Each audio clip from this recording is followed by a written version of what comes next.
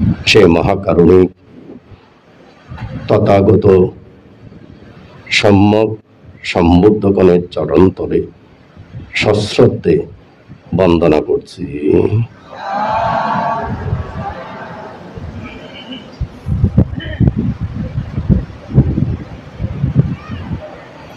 মৈত্রীর বন্দনে আবদ্ধ করছি। বায়ুজিত্তানা শান্তিকুঞ্জ বৌদ্ধ বিহারের বিহারাধ্যক্ষ, আমার অত্যন্ত প্রিয়জন, আপনজন, যিনি শীল সমাধি প্রজ্ঞা ধর্মকে ধারণ করে শাসন স্বধর্মকে আলোকিত করে চলেছেন, শ্রীমৎ বিভুলা বংশা মহাতের এবং অত্র বিহারের উপাধ্যক্ষ, যার কথা এতক্ষণ পর্যন্ত আপনাদের মুখ থেকে শুনে খুবই আনন্দ অনুভব করেছি, মেত্তা বিহারী ভিক্ষু। আপনাদেরকে মৈত্রীর বন্ধনে আবদ্ধ করছি। সম্মানিত পুণ্যার্থীগণ, যারা ত্রিরত্নকে অন্তরে ধারণ করে বুদ্ধের বাণী শ্রবণের জন্য এখানে উপস্থিত হয়েছেন, আপনাদেরকে দান করছে আমার অতীত জন্ম জন্মান্তর সহ বর্তমান জন্মের দানময়, শিলময়, ভাবনাময় পুণ্য রাশি। নির্বাণাচ্ছা পাচ্ছে হতো সমস্ত পুণ্য রাশি আপনাদের নির্বাণ প্রাপ্তির হেতু হোক। সঙ্গে সঙ্গে বায়ুজিত্তানা কেন্দ্রীয় শান্তিকুঞ্জ বিহারের শুভ সূচনা লগ্ন থেকে এই পর্যন্ত যারা শাসনিক কাজে রত থেকে বিহার নির্মাণে, বিহারের শ্রীবৃদ্ধিতে, বিহারের প্রচার প্রসারে অবদান রেখেছেন, আপনাদেরকেও দান করছি আমার অতীত জন্ম জন্মান্তর সহ বর্তমান জন্মের দানময়, শিলময়, ভাবনাময় পুণ্যরাশি। নির্বাণাচ্ছা পাচ্ছে হতো সমস্ত পুণ্যরাশি আপনাদের নির্বাণ প্রাপ্তির হেতু হোক।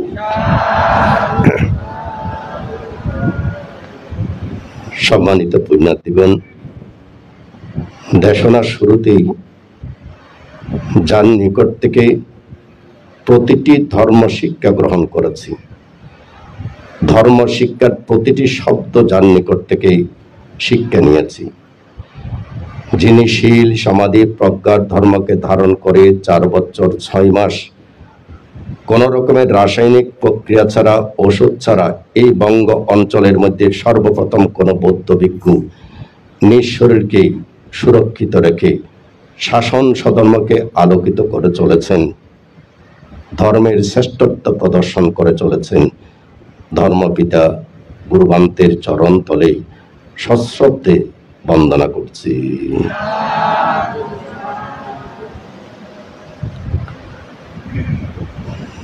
সম্মানিত পুণ্যার্থীগণ, যারা উপস্থিত আছেন এবং তাছাড়াও সকল নরনারী, প্রত্যেকের লক্ষ্য এবং উদ্দেশ্য খুবই ক্ষুদ্র, খুবই সামান্য। সবারই লক্ষ্য এবং উদ্দেশ্য কি? নিজে সুখী হওয়া, ছেলে মেয়ে, স্বামী স্ত্রী, পুত্র কন্যা, পরিবারকে সুখে রাখা। সবাই কিন্তু এ লক্ষ্য নিয়ে পথ চলছেন। যাদের চিন্তা চেতনা আরেকটু ব্যাপক, তারা জ্ঞাতিগণের কল্যাণ সাধন করে থাকেন, জ্ঞাতিগণের সুখ কামনা করে থাকেন।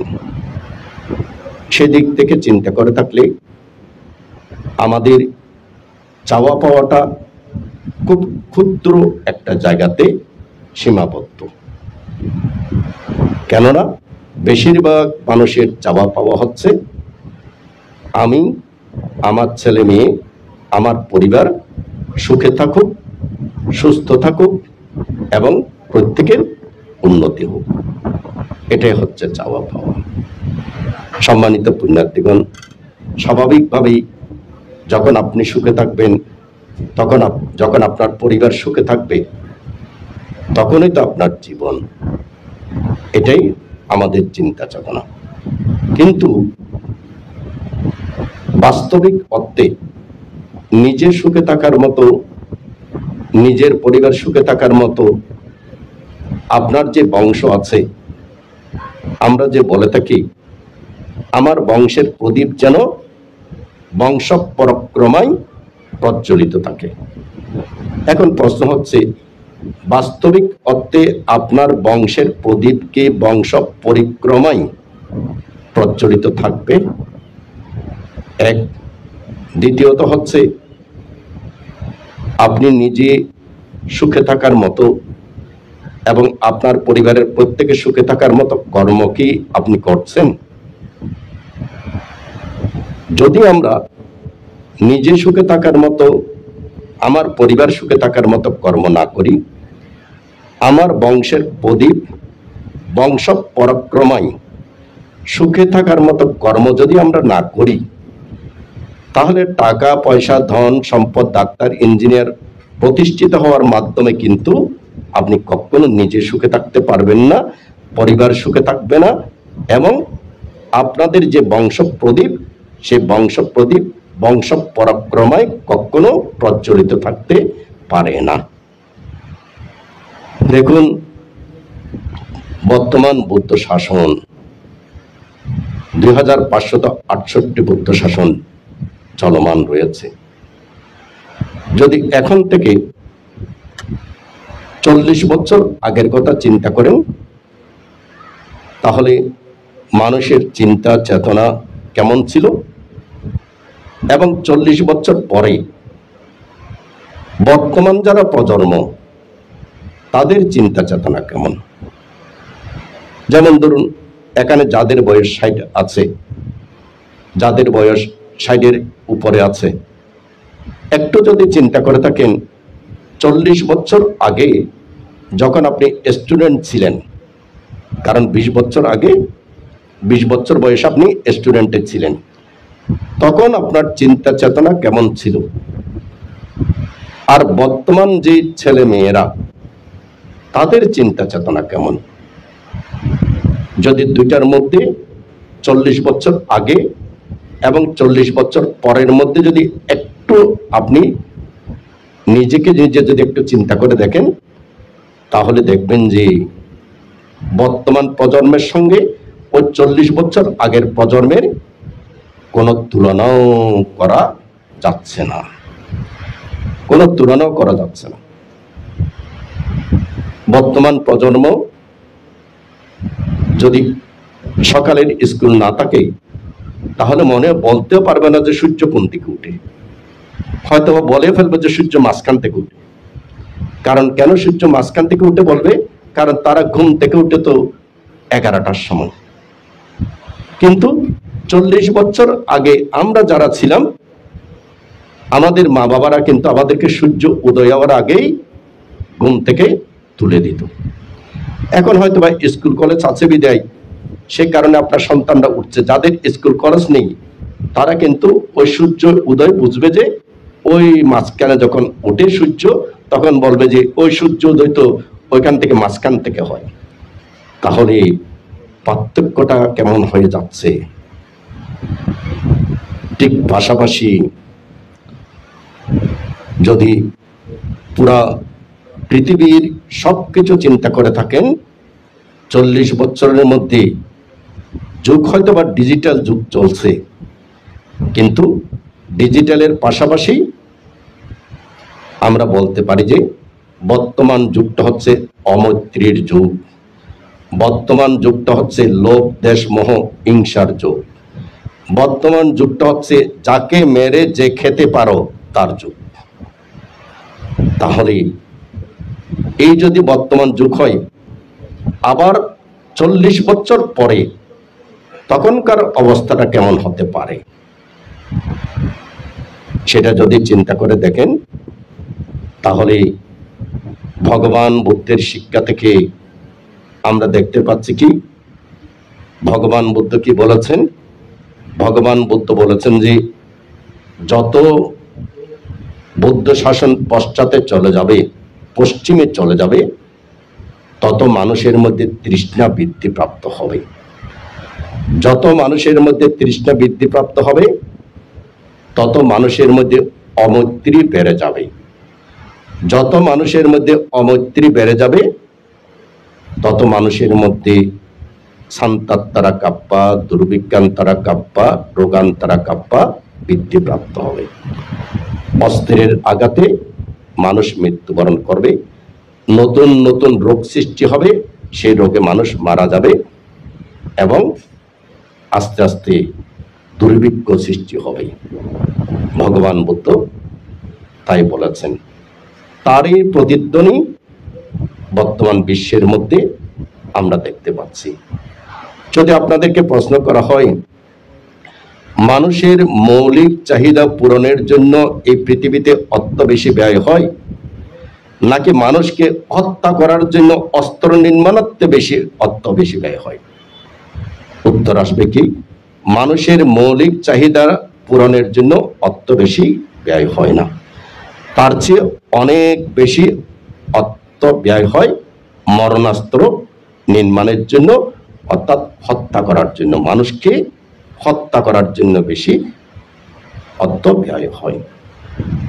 সম্মানিত পুণ্যার্থীগণ, তাহলে এটা থেকেই বোঝা যাচ্ছে কি ভগবান বুদ্ধ যা বলেছেন, পশ্চাতে বৌদ্ধ শাসন যত যাবে তত মানুষের মধ্যে তৃষ্ণা বাড়বে, তত মানুষের মধ্যে আমি আমার বাড়বে। এই আমি আমার যত বাড়তে থাকবে তত ওই শান্তাত্তারা কাপ্পা, দুর্ভিক্ষান্তরা কাপ্পা, রোগান্তরা কাপ্পা সৃষ্টি হবে। এখন প্রশ্ন হচ্ছে এইভাবে যদি এই পৃথিবীর মধ্যে শান্তাত্তারা কাপ্পা, দুর্ভিক্ষান্তরা কাপ্পা, রোগান্তরা কাপ্পা সৃষ্টি হয়, তখন কি আপনার বংশধর সুরক্ষিত থাকতে পারে? থাকাটা খুবই কঠিন, খুবই কঠিন। সম্মানিত পুণ্যার্থীগণ, ভয় পাবেন না। ভয়ের পাশাপাশি আশাও কিন্তু আছে। তবে সে আশাটা কাদের জন্য আছে? সেই আশাটা আছে তাদের জন্য যাদের অন্তরের মধ্যে বুদ্ধাং শরণং গচ্ছামি, ধাম্মাং শরণং গচ্ছামি, সাংঘাং শরণং গচ্ছামি, যাদের অন্তরের মধ্যে ত্রিশরণ আছে, যারা ত্রিশরণাগত, তাদের জন্য কিন্তু আশার আলো আছে। আশার আলোটা কিভাবে? আশার আলোটা হচ্ছে, শুরুতে আমি বলেছি বৌদ্ধ শাসন 2568 বছর চলছে। 2568 বছর যদি চলে থাকে, তাহলে বৌদ্ধ শাসন আরো 2432 বছর বাকি আছে। তাহলে বৌদ্ধ শাসন 2432 বছর থাকা অবস্থাতেই পৃথিবীর অবস্থা এত বেশি খারাপ হতে পারে না, এত বেশি খারাপ হতে পারে না। তাহলে কি হবে? ভবিষ্যৎবাণী কি? ভবিষ্যৎবাণী হচ্ছে কি, যেভাবে পৃথিবী বর্তমানে খারাপের দিকে যাচ্ছে, এই খারাপটা আরো যেতে থাকবে, আরো যেতে থাকবে। যাওয়ার পরে তখন মানুষের মধ্যে আবার চেতনা সৃষ্টি হবে। মানুষের মধ্যে যখন চেতনা সৃষ্টি হবে, তখন মানুষ আবার ঘুরে দাঁড়াবে।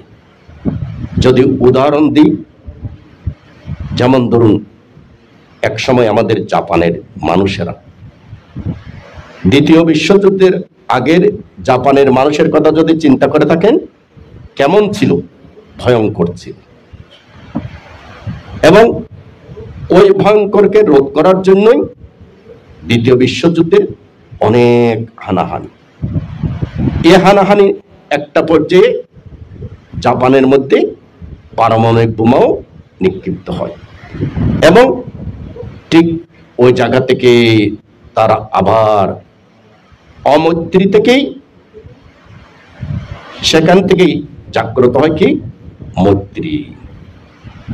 এখন দেখুন জাপানিরা মৈত্রী পরায়ণ, এবং বর্তমানে দেখুন ওই মৈত্রী পরায়ণটা যে শুরু হয়েছে, উঠতে উঠতে উঠতে উঠতে তারা কিন্তু বর্তমানে একেবারে চরম শিহরে চলে এসেছেন।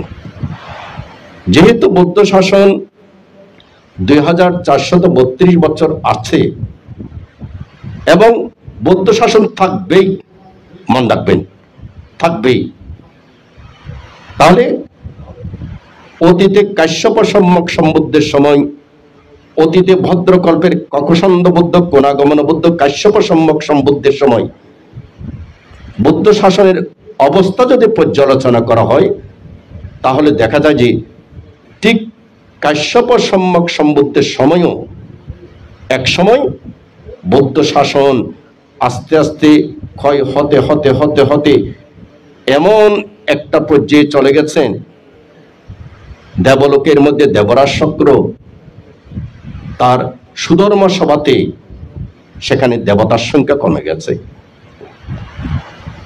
তখন দেবরাজ শুক্র চিন্তা করছে, সুধর্ম সভাতে দেবগণের সংখ্যা কমে গেছে কেন? দেখতে পেলেন যে মানুষ দানকর্ম, শীলকর্ম,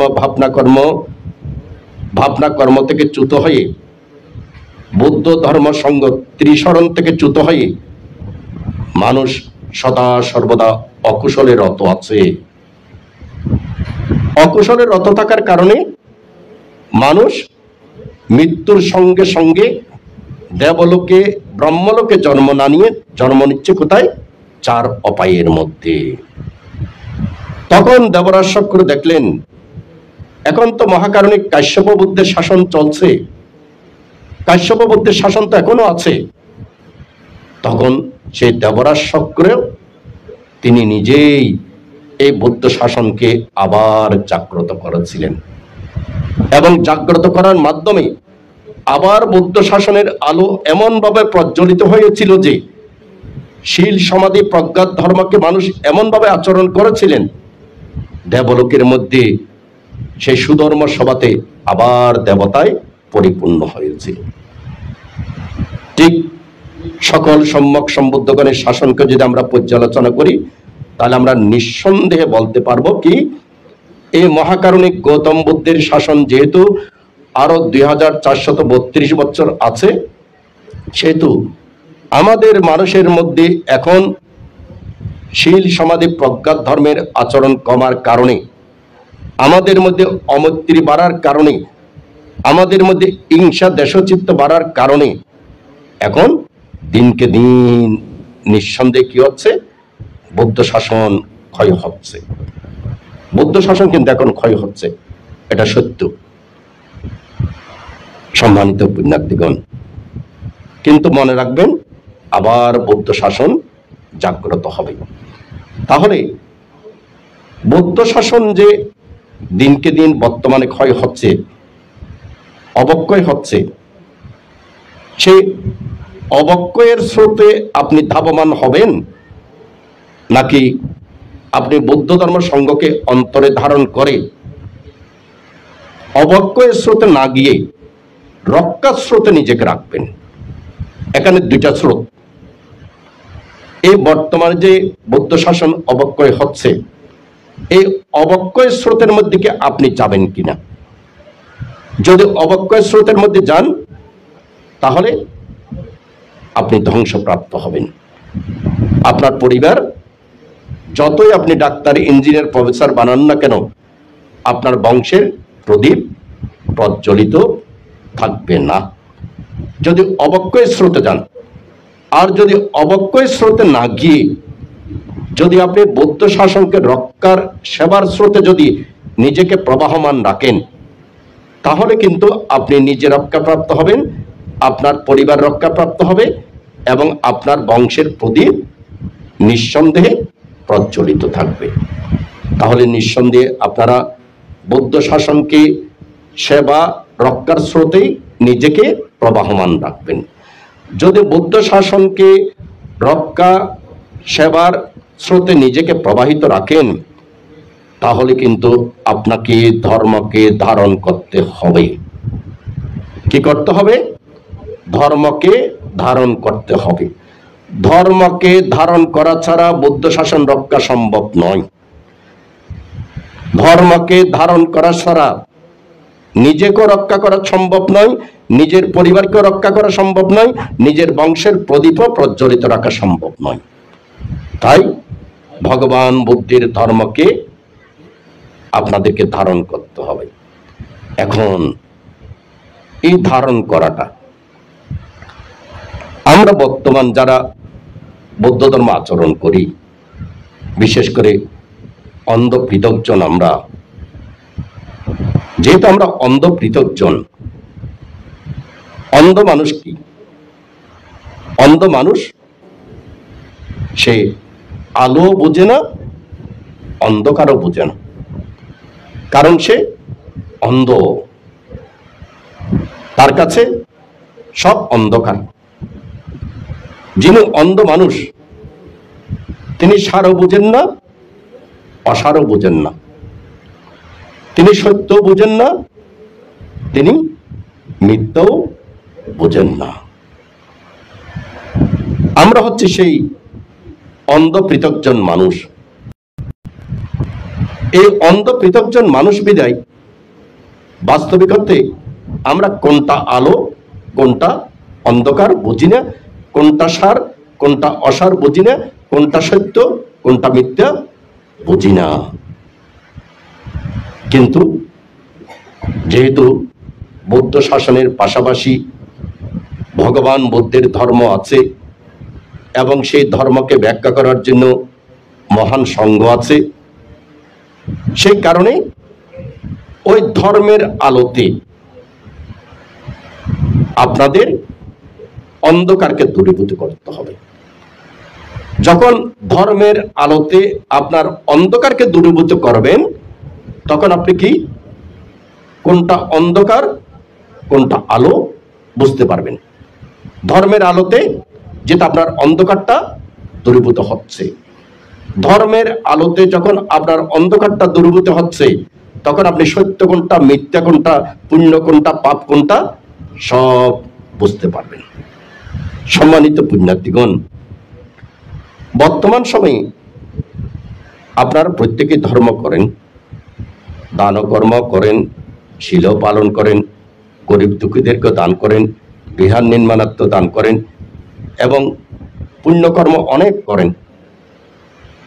কিন্তু যদি আপনাদেরকে বলা হয় আপনার জীবনের মধ্যে এমন কোন পুণ্যকর্ম আছে কি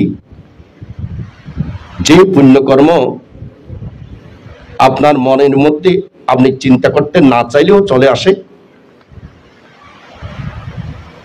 আপনি চিন্তা করতে চাচ্ছেন না, তবু আপনার সেই পুণ্যকর্মটা আপনা আপনি আপনার মনের মধ্যে চলে আসে। আপনি চলছেন, খাচ্ছেন, ঘুমাচ্ছেন, আপনি চিন্তা করতে না চাইলেও সেই পুণ্যকর্মটা আপনার মনের মধ্যে চলে আসছে। এখন যদি আমি প্রশ্ন করি, সেরকম কোন পুণ্যকর্ম কি আপনার ভিতরে আছে? উত্তর আসবে, বেশিরভাগ উত্তর আসবে মানতে আহারা তো বহুত পুণ্য কর্ম করি, আহারা বহুত সঙ্গদান করি, অমুক করি সমুক করি, কিন্তু ওইটা নেই, ওইটা আসে না। আমরা চিন্তা করতে না চাইলেও এমন কোন পুণ্যকর্ম নেই যে পুণ্যকর্ম আমার মনের চেতনাতে আসে না। কিন্তু যদি বলা হয় উপাসক আপনি কোনো চিন্তা করবেন না, তখন আপনারা কি বলবেন? মানতে চিন্তা করতাম নসালিও তো হওয়ার হতা চিন্তাই,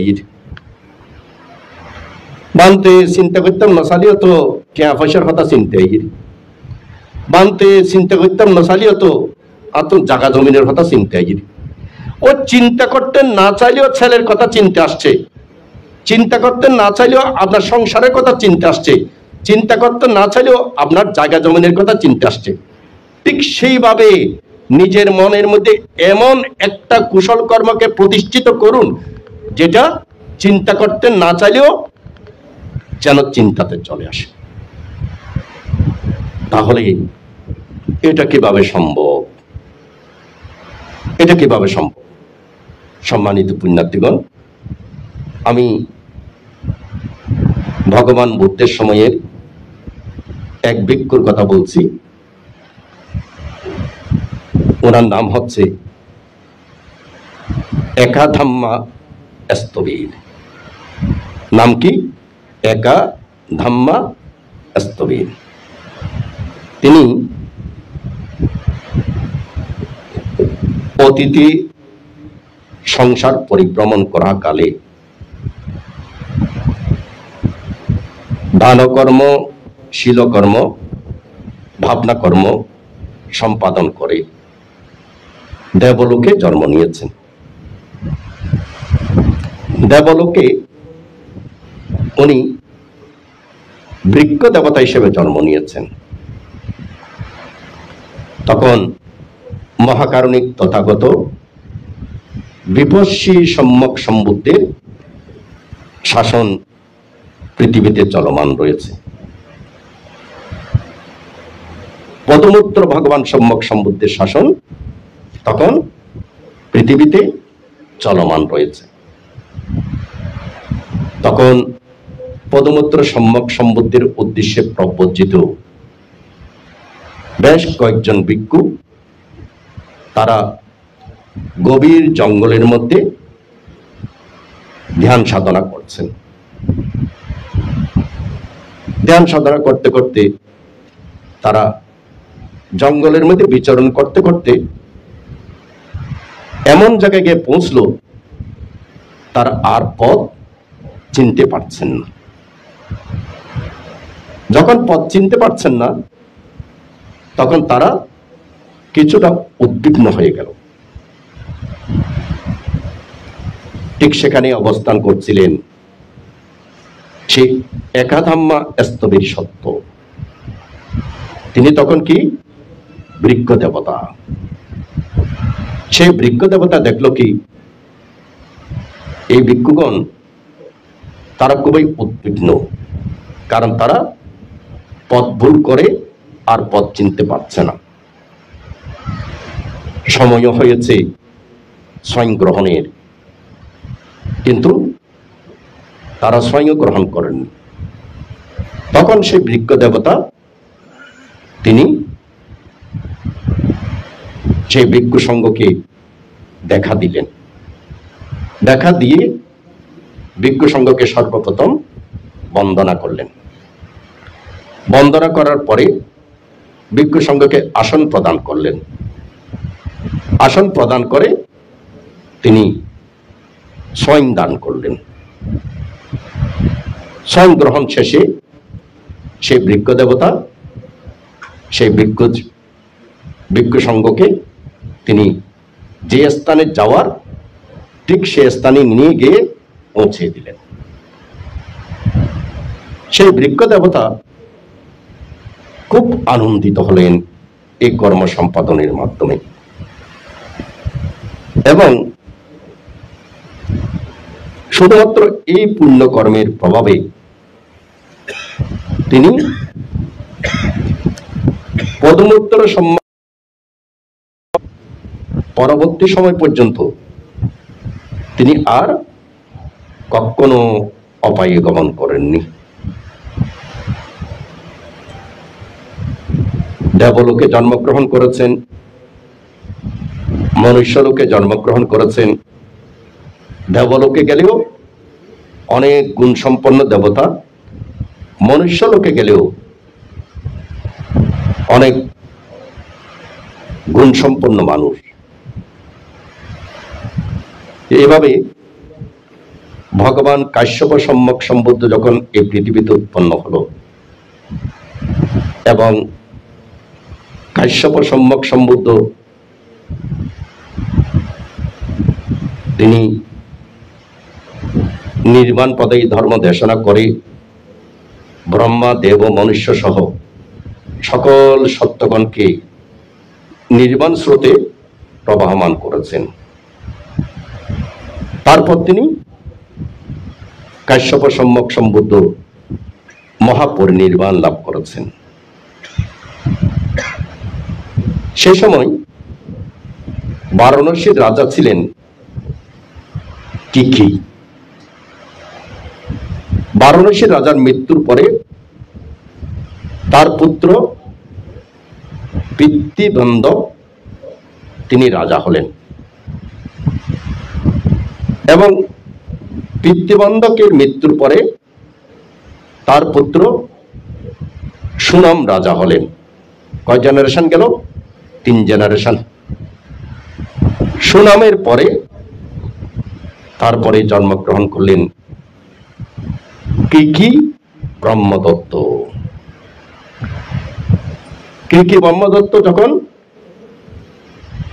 বারাণসীর রাজা, তখন তার মনের মধ্যে এক সংবেগ জাগ্রত হলো। সংবেগটা হচ্ছে কি, তিনি জানেন তাদের 2 জেনারেশন আগেও এই বারাণসীতে ভগবান বুদ্ধের বাণী দেশিত হতো এবং মানুষ ভগবান বুদ্ধের বাণী শ্রবণ করতেন। তাই তার মনের মধ্যে ইচ্ছা উৎপন্ন হলো ভগবান বুদ্ধের বাণী আমি শুনব। তিনি ভগবান বুদ্ধের বাণী শোনার জন্য কিভাবে শুনতে পারেন পরিষদকে বললেন। পরিষদ অনেক চেষ্টা করলেন, না, কোনো দেশক পাওয়া যাচ্ছে না। বুদ্ধের বাণী দেশনা করবেন সেরকম কোনো দেশক পাওয়া যাচ্ছে না। তারপর রাজা কি করলেন, পুরো রাজ্যের মধ্যে সর্বত্র ঘোষণা করে দিলেন, যিনি একটা শ্লোক দেশনা করতে পারবেন তাকে 1 লক্ষ টাকা পুরস্কার প্রদান করা হবে। কিন্তু না, তারপরে কোনো দেশক পাওয়া যাচ্ছে না। তখন বারাণসীরাজ কিকি ব্রহ্মদত্তের মনের মধ্যে উৎপন্ন হলো যে আমি ভগবান বুদ্ধের দেশনা শুনতে না পেলেও কিন্তু আমার চিত্তটা হচ্ছে কি, ভগবান বুদ্ধের বাণী শুনতে চাই। কিন্তু ভগবান বুদ্ধের বাণী শুনতে পাচ্ছেন না, কোনো দেশক নেই। তখন তিনি চিন্তা করলেন, আমি ভগবান বুদ্ধের বাণী শুনতে না পেলেও যেহেতু আমার চিত্তের মধ্যে ভগবান বুদ্ধের বাণী শুনতে চাই, সেই চেতনাটুকু আছে। এই চেতনাটুকু থাকাকালীন সময়েই আমাকে ব্রহ্মচর্য জীবন পালন করতে হবে, সংসার ত্যাগ করতে হবে। কেন? আমার চিত্ত এখন সুন্দর, আমার চিত্ত এখন সুন্দর। তখন তিনি ঠিক ঠিক রাজসিংহাসন ত্যাগ করে তিনি ব্রহ্মচর্য জীবন ধারণ করে তিনি চলে যাচ্ছেন কোথায়? হিমালয়ে। যেতে যেতে যখন হিমালয়ের প্রায় প্রবেশ করতে যাচ্ছেন, অর্থাৎ হিমালয়ে পৌঁছে গেছেন তিনি, তখন দেবরাজ শক্রের আসন উত্তপ্ত হয়েছে। বারাণসীরাজ কিকি ব্রহ্মদত্ত তিনি বুদ্ধের বাণী শুনতে চান এবং বুদ্ধের বাণী শোনার সেরকম চেতনা আছে বলে তিনি সংসার ত্যাগ করেছেন, ব্রহ্মচর্য জীবন পালন করছেন। তখন দেবরাজ শক্র তাকে দেখা দিলেন। দেবরাজ শক্র দেখা দেওয়ার পরে তখন তিনি ছোট্ট একটা শুধুমাত্র বললেন কি, অনিচ্ছা ওয়াতা সাংকারা, অনিচ্ছা ওয়াতা সাংকারা, অর্থাৎ সর্বসংস্কার অনিত্য। সম্মানিত পুণ্যার্থীগণ, এখানে কিন্তু আমাদের মধ্যে একটা শিক্ষণীয় বিষয় আছে। শিক্ষণীয় বিষয়টা হচ্ছে কি, দেখুন আমরা প্রত্যেকেই অন্ধ পৃথকজন মানুষ। শুধু অন্ধ পৃথকজন তা নয়, প্রত্যেকে আপনারা সংসার ধর্ম যখন পালন করেন বেশিরভাগ সময় কিন্তু সংসারের চিন্তায় মগ্ন থাকেন। বেশিরভাগ সময় আপনি চিন্তা করতে না চাইলেও সংসারের চিন্তা আসবে, খেতে গেলে ঘুমাতে গেলে সব সময় সংসারের চিন্তা আপনার ভিতরে আসবে। সংসারের চিন্তা আসা সত্ত্বেও আপনাদের চিত্তের মধ্যে কিন্তু মাঝে মধ্যে কুশল চিত্ত, পুণ্য চিত্ত জাগ্রত হয়। যেমন পুণ্য চিত্ত জাগ্রত হয়েছে বলেই এই এলাকাতে বাইজিদ থানাতে শান্তিকুঞ্জ বৌদ্ধ বিহার প্রতিষ্ঠিত হয়েছে। কেন প্রতিষ্ঠিত হলো? আপনারা তো সংসারী মানুষ হলেও এখানে প্রমাণিত সত্য হচ্ছে কি, আপনাদের চিত্তের মধ্যে কুশল চিত্ত উৎপন্ন হয়, আপনাদের চিত্তের মধ্যে দানময় চিত্ত, শীলময় চিত্ত, ভাবনাময় চিত্ত, দশবিধ পুণ্য কর্মজনিত চিত্ত উদিত হয়। কিন্তু মনে রাখবেন, যখন আপনার মনের মধ্যে দানময় চিত্ত, শীলময় চিত্ত, ভাবনাময় চিত্ত, দশবিধ পুণ্যকর্ম চিত্ত উদিত হয়, তখন পাশাপাশি সেই চিত্তটাকে আবার প্রতিবন্ধকতা সৃষ্টি করার জন্য অন্তরায়ও চলে আসে। এখানে রাজা কি বলেছেন, কি ব্রহ্মদত্ত কি বলেছেন?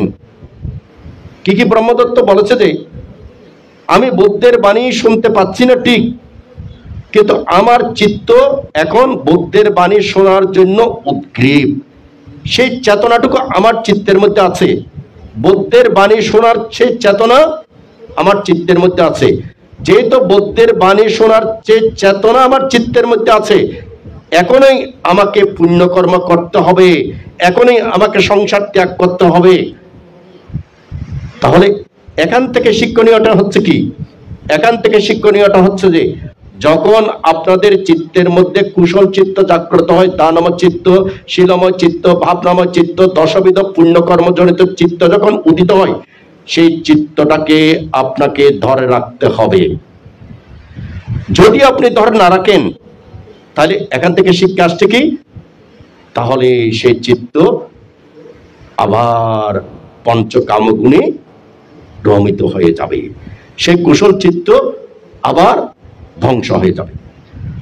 যেমন আজকে এখানে এসে শুনতে পেলাম যে এখানে অত্র বিহারের জন্য, শান্তিকুঞ্জ বৌদ্ধ বিহারের জন্য 3 কাঠা বা 3 ঘন্টা জায়গা ক্রয় করেছেন, এবং ক্রয় করতে গিয়ে তাদের নিশ্চয় এখানে যারা আছেন তারা জানেন অনেক টাকা খরচ হয়েছে। মাত্র 10 লক্ষ টাকা এখন তারা ব্যাংক থেকে লোন নিয়ে লোনগ্রস্ত। এটা যখন ঘোষণা করা হলো, পাশাপাশি কি বলল, আপনি 25,000 টাকা দিয়ে আপনি বিহারের ভূমিদাতা হতে পারেন, বিহারের ভূমিদাতা হতে পারেন।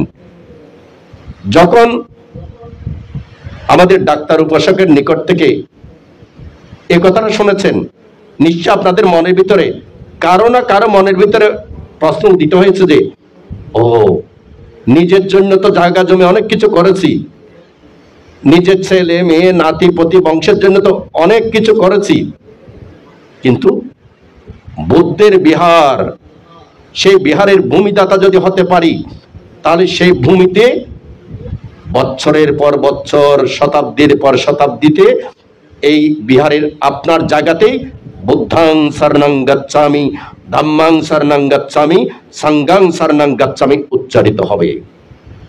তাহলে এখানে যখন নিশ্চয়ই ঘোষক যখন বলেছে যে আপনি 25,000 টাকা দিয়ে আপনি ভূমিদাতা হতে পারেন, ভূমিদাতা হয়ে আপনি পুণ্যের অংশীদার হতে পারেন, হয়তোবা সে ঘোষণা শুনে আমাদের লায়ন উত্তম বড়ুয়া উনি চিন্তা করলো যে তাহলে তো আমি 50,000 টাকা দিয়ে আমি ভূমিদাতা হয়ে পুণ্যের অংশীদার হতে পারি। বিহার যতবারই তৈরি হোক না কেন, যত রকমের তৈরি হোক না কেন, কিন্তু আপনার ভূমিতেই হবে, আপনি ভূমিদাতা, আপনি যেখানে যান না কেন পুণ্য প্রাপ্ত হবেন, যেখানে যান না কেন। দেখুন, ঠিক উত্তম বড়ুয়ার মতো আপনাদের মনের ভিতরেও কিন্তু এখানে কিন্তু এই কথাটা শুনেছেন, মনের ভিতরে একেবারে পুণ্য চেতনা উৎপন্ন হয়নি তা নয়, অনেকের মনের ভিতরে কি চেতনা আসছে, ও ভূমিদাতা হলেও মনে হয় ভালো হবে। এটা হচ্ছে কি কুশল চেতনা, পুণ্য চেতনা, দানময় চেতনা, নির্বাণময় চেতনা। কারণ বিহারের মধ্যে নির্বাণ কর্ম সম্পাদিত হবে, তাই আপনি নির্বাণময় কর্মবীজ বপন করেছেন।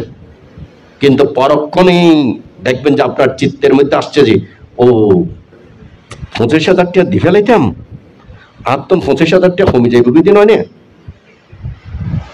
সঙ্গে সঙ্গে কিন্তু কুশল চেতনার পাশাপাশি এখানে কি চলে আসছে, প্রতিবন্ধকতা চলে আসছে।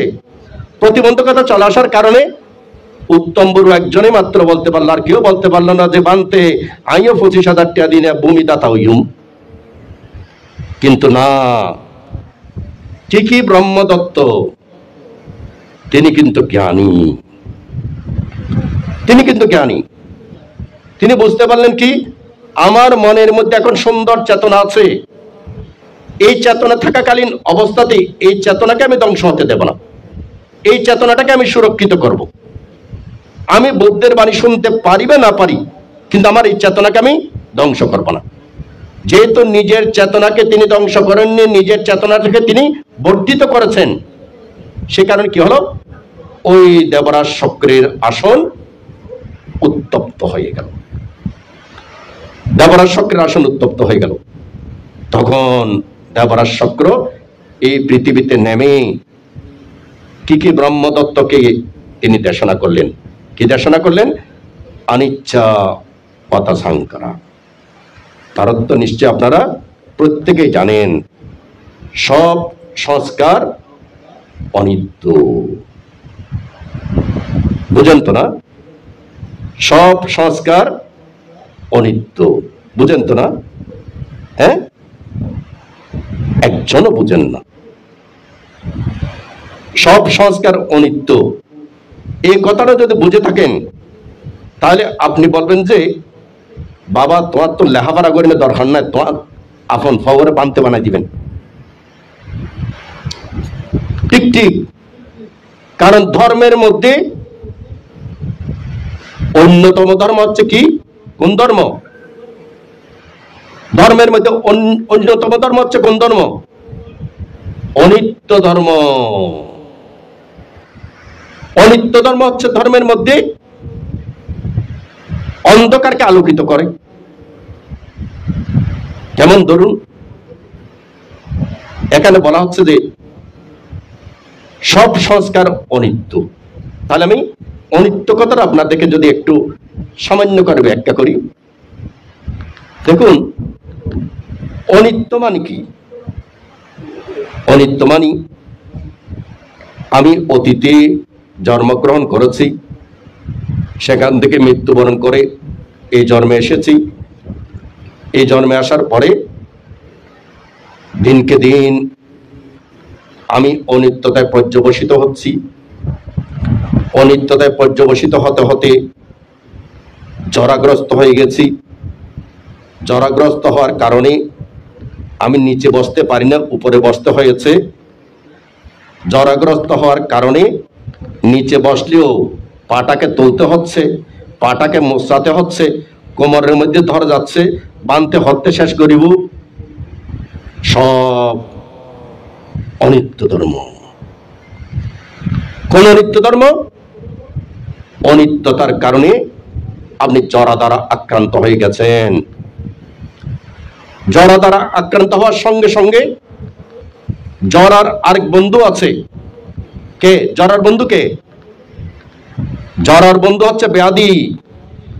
যখনই জরাগ্রস্ত হয়ে গেছেন তখনই আরেক বন্ধু এসে জড়িয়ে ধরল। ব্যাধি কি? রোগ।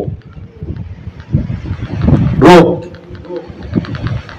ওই ব্যাধি জড়িয়ে ধরার কারণে কোমরে ব্যথা, পায়ে ব্যথা, হাঁটতে পারি না, ভালো করে খেতে পারি না, প্রেশার বেড়ে যাচ্ছে, ডায়াবেটিস বেড়ে যাচ্ছে, চোখে দেখি না।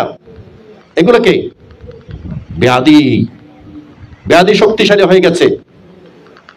জরা ব্যাধি দুই বন্ধু এখন আপনাকে টেনে টেনে প্রতিক্ষণে নিয়ে যাচ্ছে। প্রতিক্ষণে নিয়ে যাচ্ছে কোন দিকে? আরেক বন্ধুর কাছে। কোন বন্ধু? মৃত্যু। আরেক বন্ধুর কাছে নিয়ে যাচ্ছে। এবং জরা ব্যাধি আপনাকে টেনে টেনে কিন্তু প্রতিক্ষণে নিয়ে যাচ্ছে। আপনি কিন্তু বুঝতে পারছেন না। কেন বুঝতে পারছেন না? কারণ আপনি অনিত্যকে চিনেন না। আপনাকে যে মৃত্যুবরণ করতে হবে, আপনার শরীর যে প্রতিক্ষণে প্রতি মুহূর্তে মৃত্যুর দিকে যাচ্ছে, মৃত্যুর পরে যে আবার জীবন আছে, এই অনিত্য ধর্মের মধ্যে আপনার চিত্ত বিচরণ করে না। বিচরণ করে না বলে কি হয় দেখুন। ধরুন আমাদের একেবারে খুব আপনজন পিতার মৃত্যু হয়েছে, মার মৃত্যু হয়েছে, স্ত্রীর মৃত্যু হয়েছে, স্বামীর মৃত্যু হয়েছে, নিজের সন্তানের মৃত্যু হয়েছে। যখন মৃত্যু হয় তখন কিন্তু সে তারপরও ওই অনিত্যকে দেখা সত্ত্বেও অনিত্যকে কিন্তু চিনে না। সে কি হয়ে যায়? শোকাগ্রস্ত। অনিত্য সবার মধ্যে গিয়ে আপনারা কি বলেন? শোকাগ্রস্ত পরিবারকে কি করেন? আপনারা শোক মুক্ত করার চেষ্টা করেন। কিন্তু শোকাগ্রস্ত হয়েছে ঠিক, অনিত্যকে কেউ চিনতে পারছে না। অনিত্যকে না চিনার কারণে কি হয়? ওই মৃতদেহ সামনে আছে, বান্তেরাও দেশনা করছেন, আপনারা কেউ পান খাচ্ছেন, কেউ গল্প করছেন, মরা সামনে আছে, আপনার প্রিয়জন, আপনার আপনজন, মৃত ব্যক্তি সামনে আছে, কিন্তু ওই প্রথম দিকে একটু হাও মাও করে কান্নাকাটি করেছেন ঠিক, কিন্তু আপনাকেও যে মৃত্যুবরণ করতে হবে, আপনিও যে ওনার মতো দিনকে দিন মৃত্যুর দিকে যাচ্ছেন, সেই অনিত্য জ্ঞানটা কিন্তু আপনার ভিতরে আসছে না, শোকটা আসছে। যে অনেকে দাদুর ব্যবহার্য গামছা বুকের মধ্যে জড়িয়ে ধরে কান্না করে, কিন্তু কি হচ্ছে? অনিত্যকে চিনছে না। শোক। শোক শোক আর অনিত্য এক নয়। তাহলে আমরা কি অনিত্যকে চিনি? আমরা অনিত্যকে চিনি না। আমরা চিনি কাকে? আমরা চিনি নিত্যকে। নিত্য মানে কি? আমি অমুক, এটা আমার বাড়ি, আমি এখানে বাড়ি করেছি, তো যত বাড়ি করেছেন তত বুকের মধ্যে একেবারে অহংকারে ভরে গেছে, গর্বে গর্ব ভরে গেছে। যত অহংকারে ভরে গেছে, যত গর্বে ভরে গেছে, তত নিত্য বেড়েছে নাকি কমেছে? নিত্য বেড়ে গেছে আরো। অর্থাৎ আমি এবং আমার, আমি অমুক বাবু, আমার ছেলে ডাক্তার, আমার ছেলে ইঞ্জিনিয়ার, এখানে আমি বাড়ি করেছি, এই আমি এবং আমারটা বেড়েছে নাকি কমেছে? বেড়ে গেছে। তাহলে আপনি সার্বক্ষণিক একেবারে একটা দিনের কথা যদি চিন্তা করে থাকেন, সার্বক্ষণিক আপনি কিসে নিমজ্জিত আছেন? নিমজ্জিত আছেন যে আমি এবং আমার পরিবার, আমি অমুক বাবু, এটা আমার ছেলে, এটা আমার নাতি, সব আমি এবং আমার নিমজ্জিত আছেন। এই আমি এবং আমার নিমজ্জিত তার কারণ হচ্ছে কি? নিত্য। তাহলে আপনি নিত্যের মধ্যে নিমজ্জিত আছেন। সেই কারণে আমি বলেছি যে এখানে অনিত্য শব্দটা কেউ বুঝে না। বাস্তবিকত অনিত্য শব্দটা কেউ বুঝে না। তবে এখানেও বুদ্ধের ভাষায় একটু ব্যাখ্যা আছে। ব্যাখ্যাটা হচ্ছে কিরকম, আমি পুরো ব্যাখ্যা দিচ্ছি না, সংক্ষেপ একটু করে দিচ্ছি। যেমন ধরুন কোন মানুষ আছে যে, ধরুন আপনি কোনো মানুষ চিনেন না, কিন্তু আপনি এদিক দিয়ে যাচ্ছেন, গাড়ি করে যাচ্ছেন, হঠাৎ করে একটা মৃত ব্যক্তি দেখলেন। মৃত ব্যক্তি দেখার পরে আপনার মধ্যে একটু চিন্তা আসলো, মানুষটা মরে গেছে।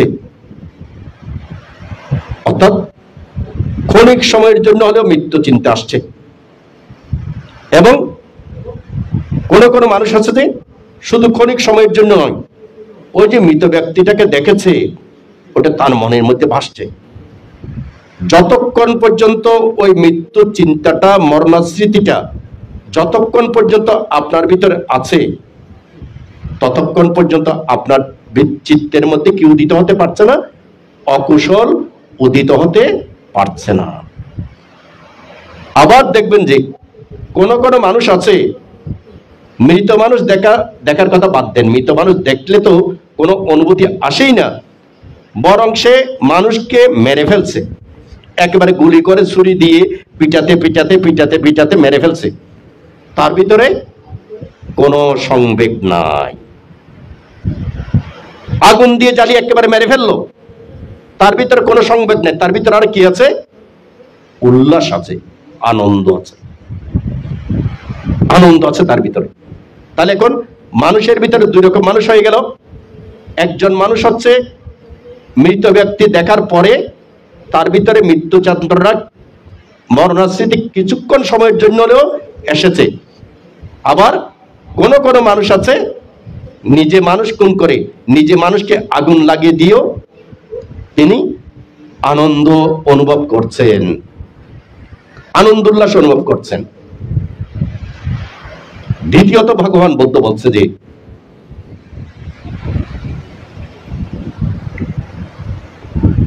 কোন কোন মানুষ আছে তার আপন জনের মৃত্যুতে, তার প্রতিবেশীর মৃত্যুতে তার চিত্তের ভিতরে সংবেগ উৎপন্ন হয়। আবার কোন কোন মানুষ আছে যে তার প্রতিবেশীর মৃত্যুতে কোনো সংবেগ উৎপন্ন হয় না। যার ভিতরে সংবেগ উৎপন্ন হয় না তার ভিতরে অনিত্য বিন্দু বিসর্গ পরিমাণও নাই। যার ভিতরে সংবেগ উৎপন্ন হয় তার ভিতরে কিছু পরিমাণ হলেও অনিত্য চিন্তা আসে। একেবারে নাই সেটা বলবেন না, নিত্যের মধ্যে অবস্থান করা সত্ত্বেও আসে।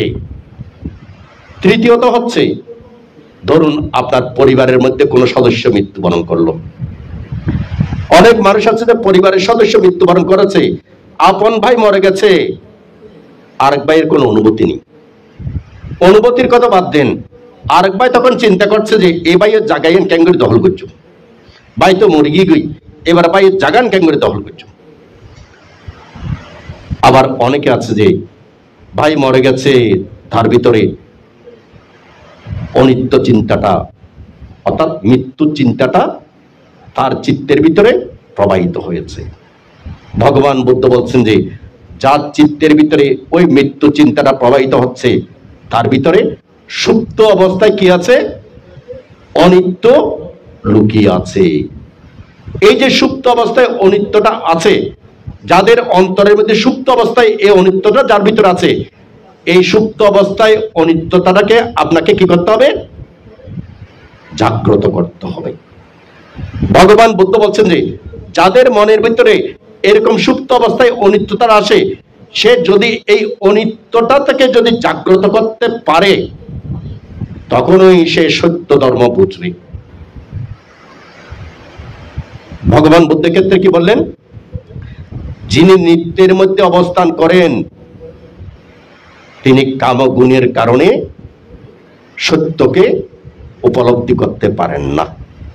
যিনি নিত্যের মধ্যে অবস্থান করেন তিনি লোভ দেশ মোহের কারণে সত্য ধর্মকে উপলব্ধি করতে পারেন না।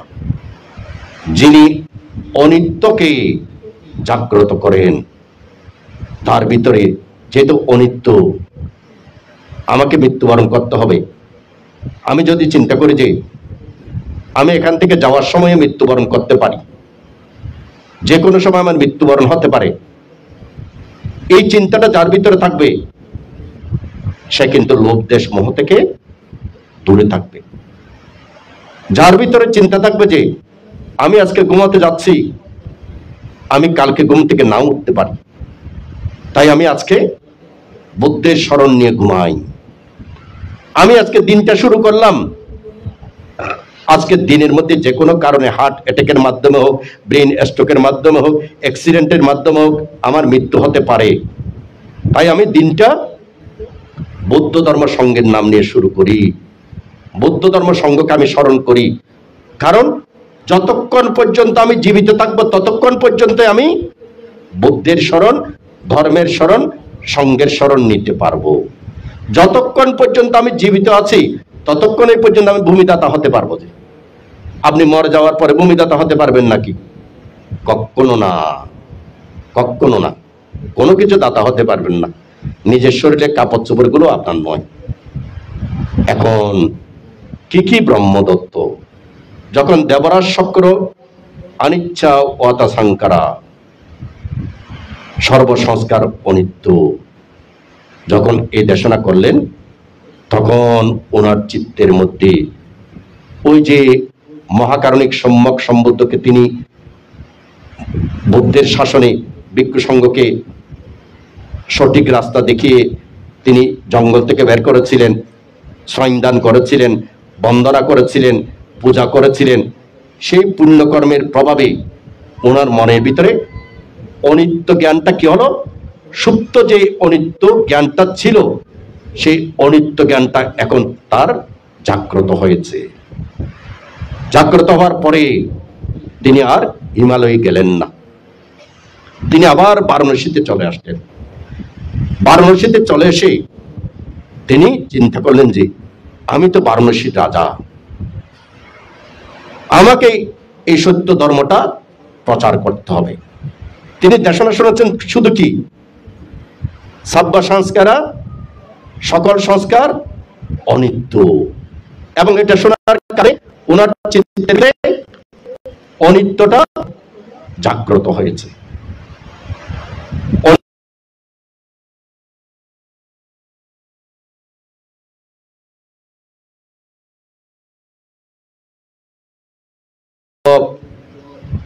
এই মানব জীবনের মধ্যে আমি এক অমূল্য সম্পদ প্রাপ্ত হয়েছি। কোন অমূল্য সম্পদ? কোন অমূল্য সম্পদ? বুদ্ধের বাণী, সর্বসংস্কার অনিত্য। এটা হচ্ছে বুদ্ধের বাণী। এই অমূল্য সম্পদ আমি লাভ করেছি। এই অমূল্য সম্পদ আমাকে ধারণ করতে হবে, বর্ধিত করতে হবে। এই অমূল্য সম্পদ সকলের কল্যাণের জন্য প্রচার করতে হবে।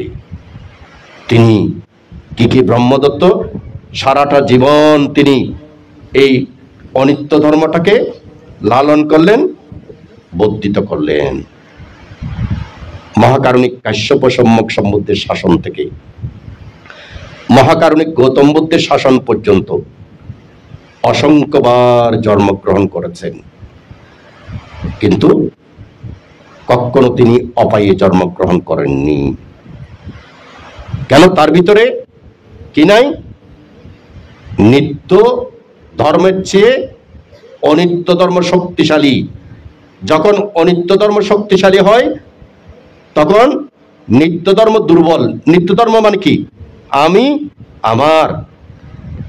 আমার দুর্বল হয়ে গেছে। যার ভিতরে আমি আমার দুর্বল থাকে তার ভিতরে কি থাকে না? তৃষ্ণাটা দুর্বল।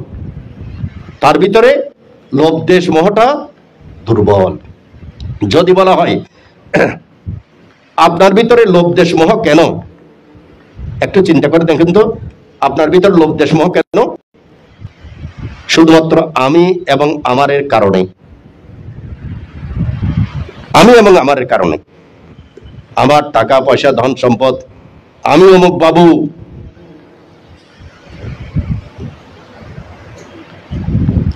আমি অমুক বাবু, যশ খ্যাতির জন্য, নাম যশের জন্য, পদবীর জন্য। তাহলে এগুলো হচ্ছে সবগুলো কি? লোভ, সবগুলো তৃষ্ণা। এগুলোর কারণে কিন্তু আপনি অকুশলে রমিত হয়ে আছেন। কিন্তু কি ব্রহ্মদত্তের মনের মধ্যে তিনি দেবরাজ শক্রের নিকট থেকে সর্বসংস্কার অনিত্য শোনার পরে সেই অনিত্য ধর্মটাকে তিনি অন্তরের মধ্যে ধারণ করেছেন। এটা 1 সেকেন্ডের জন্য তিনি সেই অনিত্য ধর্মকে ত্যাগ করেননি। মনে রাখবেন, তিনি শুধুমাত্র বুঝেছেন কোন ধর্ম? অনিত্য ধর্ম। পরবর্তীতে মহাকারণিক গৌতম বুদ্ধের সময় তিনি জন্মগ্রহণ করলেন শ্বেতব্য নগরের শ্রেষ্ঠীকুলে তিনি জন্মগ্রহণ করেছেন শ্রেষ্ঠী পুত্র হিসেবে। এবং তিনি যখন আস্তে আস্তে একটু বোঝার মতো বয়স হলো, ভগবান বুদ্ধ তখন শ্বেতব্য নগরের মধ্যে সিংসাপা বনে বুদ্ধ অবস্থান করছিলেন। তখন শ্বেতব্য নগরের সবেমাত্র বুঝে ওঠার মতো বয়স হয়েছে। বুদ্ধ শব্দটা শোনার পরে তার অন্তরের মধ্যে একটা আকর্ষণ সৃষ্টি হলো, আমি কিভাবে বুদ্ধের কাছে যাব। তখন সেই বালক বুদ্ধের নিকট ছুটে গেলেন। বুদ্ধের নিকট ছুটে যাওয়ার পরে ভগবান বুদ্ধকে দেখে আনন্দ চিত্তে বন্দনা করলেন। বন্দনা করে তিনি এক পাশে অবস্থান করলেন। এক পাশে অবস্থান করার পরে ভগবান বুদ্ধ সেই বালকের অন্তর্জগৎ দেখলেন। ভগবান বুদ্ধ সেই বালকের অন্তর্জগৎ দেখার পরে তখন বুদ্ধ দেখতে পেলেন যে সেই বালকের অন্তরের মধ্যে একটা ধর্ম আছে। কোন ধর্ম? অনিচ্ছা ওয়াতা সংকারা। অনিচ্ছা ওয়াতা সংকারা, একটা ধর্ম শুনেছেন যে শুধু এই একটা ধর্মই তিনি ধারণ করে রেখেছেন। তখন ভগবান বুদ্ধ তাকে এবার দেশনা করলেন, আবার সেই অনিচ্ছা ওয়াতা সংকারা যে দেশনাটা সে বালকের অন্তরের ভিতরে আছে, সেই একই দেশনা ভগবান বুদ্ধ তখন অনিচ্ছা ওয়াতা সংকারা এই দেশনাটা ভগবান বুদ্ধ বললেন। ভগবান বুদ্ধ বলার পরে সেই বালকের অন্তর থেকে এবার আরেকটা চেতনা চলে আসলো। সেই চেতনাটা হচ্ছে কি? অনিত্য মাত্রই দুঃখময়। কি? অনিত্য মাত্রই দুঃখময়। এতক্ষণ ছিল যে কি? শুধুমাত্র অনিত্য, শুধুমাত্র অনিত্য শব্দটা ছিল যে, এখন তার অন্তরের মধ্যে জাগ্রত হলো যে অনিত্য মাত্রই দুঃখময়। দেখুন, আমরা যদি অনিত্যকে চিনি তাহলে কিন্তু আমরা কাকে চিনব? দুঃখকে চিনব। অনিত্যকে যদি আপনি না চিনেন, কাকে চিনবেন না? দুঃখকে চিনবেন না। ভগবান বুদ্ধ নগর পরিভ্রমণে বের হওয়ার পরে যখন তিনি ওই 4টা নিমিত্ত দেখেছেন, নিমিত্ত দেখার পরই তখন তিনি বুঝেছেন যে কি? জীবন মানে আনন্দময় নয়, জীবন মানে দুঃখময়। আমরা সদা সর্বদা জরার দিকে যাচ্ছি, আমরা সদা সর্বদা ব্যাধির দিকে যাচ্ছি, আমরা সদা সর্বদা মৃত্যুর দিকে যাচ্ছি। সিদ্ধার্থের মনের মধ্যে এই আলোড়ন এমন ভাবে প্রতিষ্ঠিত হয়েছে। তো তাহলে তিনি চিন্তা করলেন যে এই রাজা হয়ে কি লাভ, এত সুখ কি লাভ, তাহলে এই জীবনে এত আনন্দ করে কি লাভ? সবকিছু তো দুঃখময়। আমরা তো দিনকে দিন দুঃখের দিকে যাচ্ছি। ডাক্তার হই, ইঞ্জিনিয়ার হই, প্রফেসর হই, আমরা যাচ্ছি কোন দিকে? দুঃখের দিকে।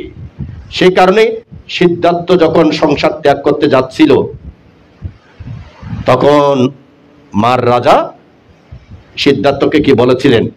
এই সিদ্ধার্থ, সংসার ত্যাগ করিও না, মাত্র কয়েকদিনের মধ্যে তুমি চক্রবর্তী রাজা হবে, পুরো পৃথিবীকে শাসন করবে।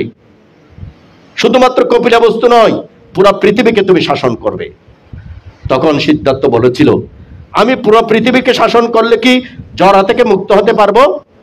আমি পুরো পৃথিবীকে শাসন করলে কি আমি ব্যাধি থেকে মুক্ত হতে পারবো, মৃত্যু থেকে মুক্ত হতে পারবো না, জরা থেকে মুক্ত হতে পারবো না, ব্যাধি থেকে মুক্ত হতে পারবো না, মৃত্যু থেকে মুক্ত হতে পারবো না।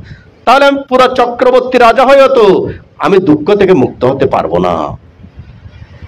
তাহলে আমাকে দুঃখ থেকেই মুক্ত হতে হবে।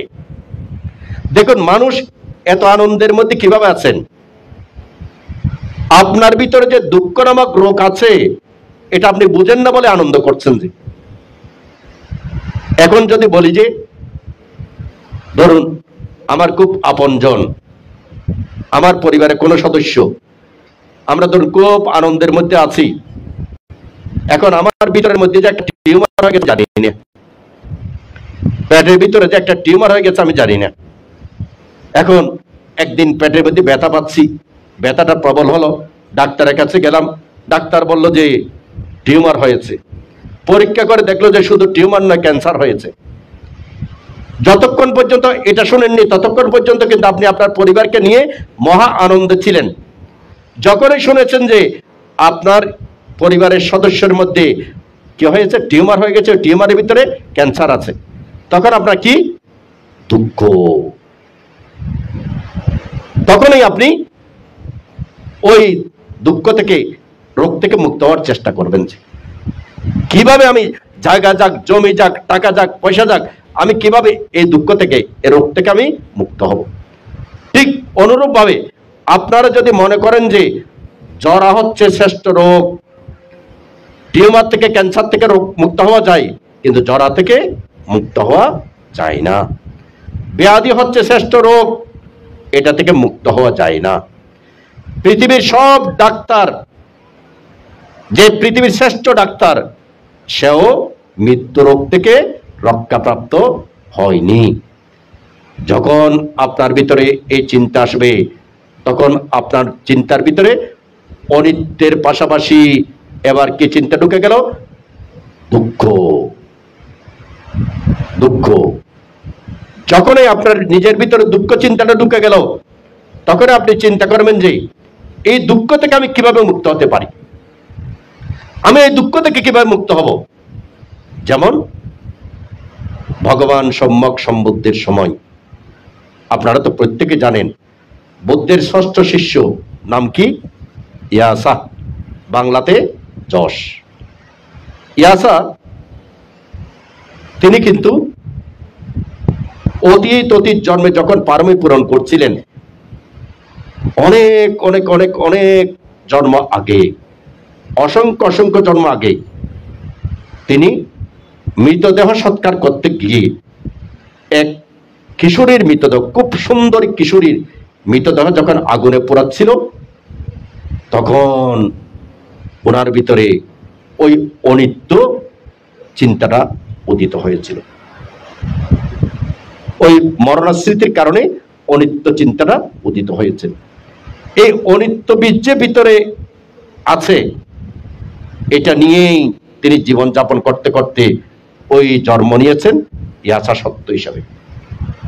যখন ইয়াসাও শ্রেষ্ঠী পুত্র, ওনাকে আনন্দ দেওয়ার জন্য অনেকে নাচছে, নর্তকীরা নাচতে নাচতে ইয়াসা ঘুমিয়ে পড়েছে।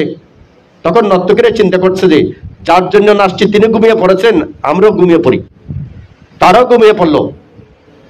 ঘুম মানে একরকম মৃত্যুর মতো। ইয়াসা হঠাৎ করে চোখ করলেন, চোখ করে ওই ঘুমন্ত অবস্থায় তাদেরকে দেখলো, একজনের দিকে হয়ে ঘুমিয়ে আছে, একজনের দিকে হয়ে ঘুমিয়ে আছে। তখন তার কাছে ওই অনিত্য বীজ যে ছিল, ওই অনিত্য বীজটা এখন জাগ্রত হচ্ছে। যে তখন তার কাছে এটা ভয়ঙ্কর মনে হচ্ছে, আরে এটা তো দুঃখজনক, এটা তো ভয়ঙ্কর, কারণ তার কাছে মনে হচ্ছে এগুলো মৃতদেহ। এই দুঃখকে, এই ভয়ঙ্কর ভয়ঙ্কর বলে বলে তিনি চলে গেলেন কোথায়, ভগবান বুদ্ধের নিকট। তুমি কি এই ভয়ঙ্কর এই দুঃখ থেকে মুক্ত হতে চাও? হ্যাঁ, আমি এই ভয়ঙ্কর এই দুঃখ থেকে মুক্ত হতে চাই। তুমি এমন জায়গায় উপস্থিত হয়েছ যিনি তোমাকে ভয়ঙ্কর এই দুঃখ থেকে মুক্ত করতে পারে। তখনই তিনি ভগবান বুদ্ধের ধর্ম দেশনা শ্রবণ করে ওইখানে বসেই মার্গফলে প্রতিষ্ঠিত হয়েছিলেন। ঠিক অনুরূপ ভাবে সম্মানিত পুণ্যার্থীগণ, আপনাদের প্রত্যেকের অন্তরের মধ্যে অনিত্য ধর্ম আছে, কম আর বেশি। কিন্তু যে অনিত্য ধর্মটাকে আসছে, সেই অনিত্য ধর্মটাকে বিকশিত করতে হবে। এই অনিত্য ধর্মটাকে বিকশিত করতে গেলে আপনাকে কি করতে হবে? আপনাকে চিন্তা করতে হবে নিজেকে নিয়ে। আপনার এই সাড়ে 3 হাত শরীরটাকে আপনি দেখেন, এই 3.5 হাত শরীরটাকে নিয়ে যদি আপনি দেখতে থাকেন, তখনই আপনি জরাকেও দেখবেন, ব্যাধিকেও দেখবেন, মৃত্যুকেও দেখবেন। তখন আপনি অনিত্যকেও দেখবেন, আরো দেখবেন কাকে? দুঃখকেও দেখবেন। তখন সেই একাধাম্মা ভিক্ষু, তিনি ভগবান বুদ্ধ যখন অনিচ্ছা ওয়াতা সংকারা দেশনা করলেন, তখন তিনি বুঝলেন যে অনিত্য মানে দুঃখময়, এবং অনিত্য দুঃখ অনাত্মা ধর্মকে বুঝে গেলেন। অনিত্য ধর্ম, অনিত্য দুঃখ অনাত্মা ধর্মকে বুঝে ওইখানে বসে তিনি অরহত্ত ফলে শ্রোতাপত্তি মার্গফল, সকৃতাগামী মার্গফল, অনাগামী মার্গফল, অরহত্ত মার্গফলে প্রতিষ্ঠিত হলেন। চিন্তা করে দেখুন, কাশ্যপ সম্যক সম্বুদ্ধের সময় তখন তিনি দেবরাজ শক্রের নিকট থেকে শুধুমাত্র অনিত্য সেই ধর্মটাকে তিনি লাভ করেছিলেন, এবং এই একটা ধর্মই ওনাকে কোথায় নিয়ে গেছে? নির্বাণের দিকে নিয়ে গেছে। তাই সম্মানিত পুণ্যার্থীগণ, আমি প্রথম শুরুতেই বলেছি বর্তমান সময়টা অত্যন্ত ভয়ঙ্কর। এই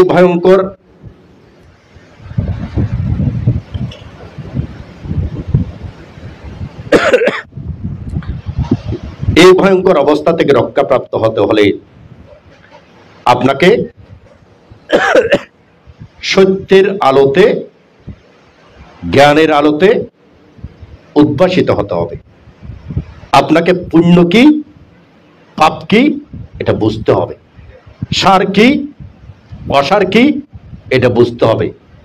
আর পুণ্য কি, পাপ কি, সার কি, অসার কি, অন্ধকার কি, আলোক কি, এটা বুঝতে হলে আপনাদেরকে সর্বাগ্যে কোন জায়গা থেকে সত্য হবে? নিত্য জায়গা থেকে, আমি এবং আমার, এই সৎকায় দৃষ্টি থেকে আপনাকে সত্য হবে। যতক্ষণ পর্যন্ত আমি এবং আমারের মধ্যে নিমজ্জিত থাকবেন, ততক্ষণ পর্যন্ত জীবনে যত কাজই করেন, কার জন্য করছেন? আমি এবং আমারের জন্য করছেন। কিন্তু মৃত্যুর সময় আপনার এই আমি কি, এই শরীরটা কি যাবে? কারো শরীর কি গেছে? আপনার স্ত্রীর শরীরটাও কি যাবে? আপনার ছেলে মেয়ের শরীরটাকে যাবে? যাবে না, যাবে না, কারণ এটা অসার।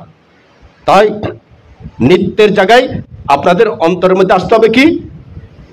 অনিত্য। আর এই অনিত্যটাকে জাগ্রত করতে হলে আপনাকে অবশ্যই মরণস্মৃতিটা করতে হবে।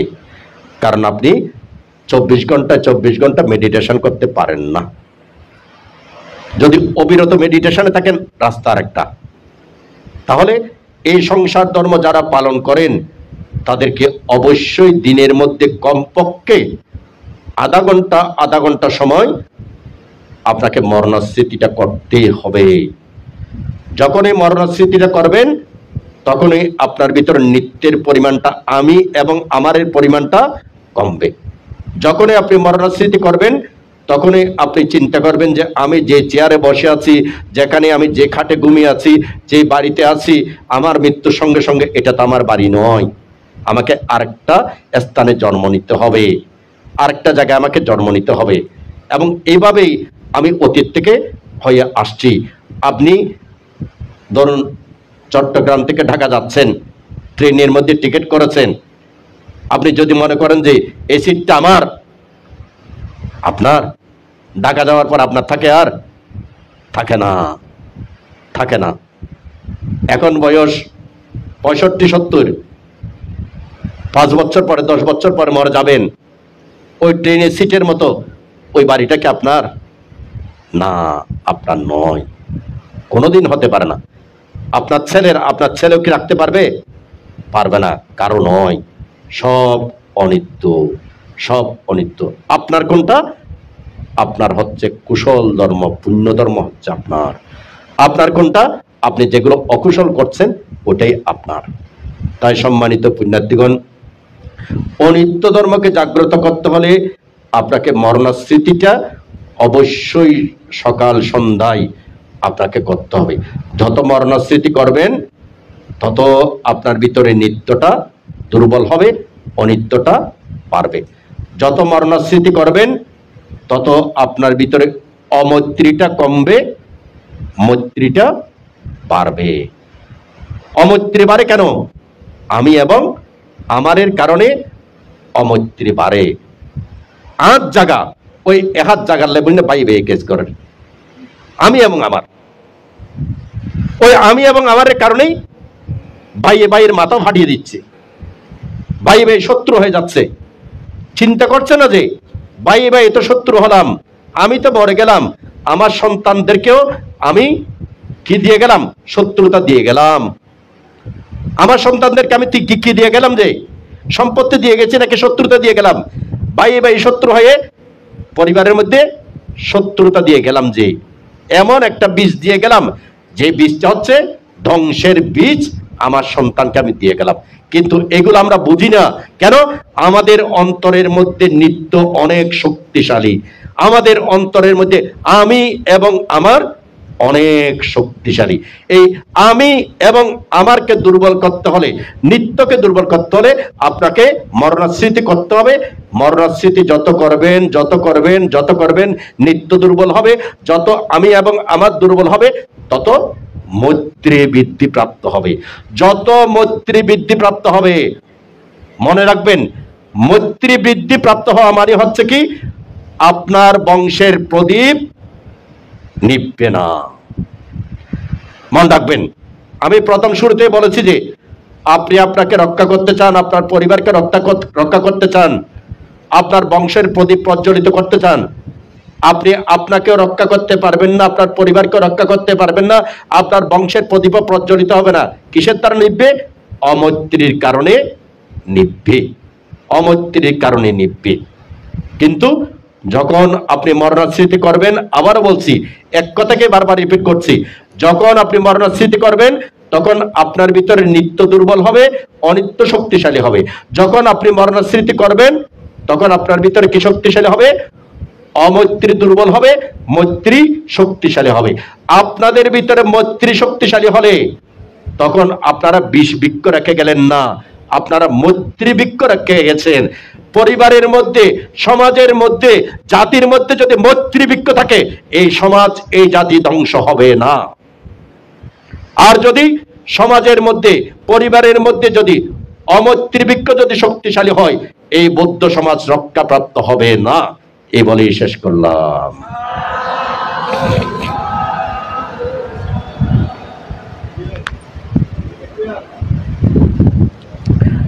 সম্মানিত পুণ্যার্থীগণ, একটা অনুরোধ কি রাখবো?